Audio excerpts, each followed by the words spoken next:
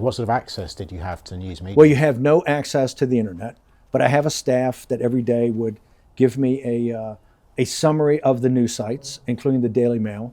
I would select stories; they have to cut and paste them, so I stayed up with the news, particularly the polling. I also had access through email and phones to, many people. Did you learn anything about yourself while you were inside? Yeah, I learned, and I think this is what I say I'm empowered. I'm 70 years old.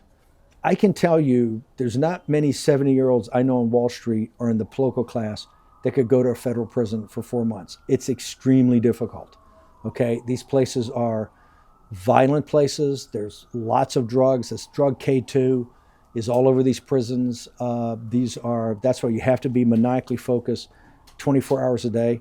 I think it's evident to me that Joe Biden is going to have to pardon his son. I don't think Hunter Biden would last 48 hours in a federal prison. I think it would be too much for him, particularly his previous drug addiction.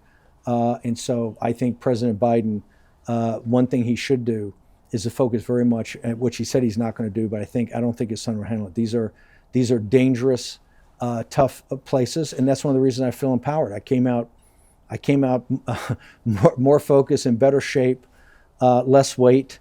And quite frankly, being engaged with people, like I said, I listened, I observed, and I learned. What was the hardest moment? The hardest, there were no hard. There was a lot of hard moments. You just got to push through those. I think that the one is when I first went through what's called entry.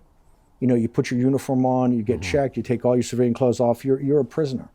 Right, and I'm walking through, and they have some that are dormitories, they're kind of open bedding, and some people are going to go there. And I was put in a veterans unit, kind of an honor unit, and when I walked up to it, I'm sitting there going, "Wow, this is a cell block."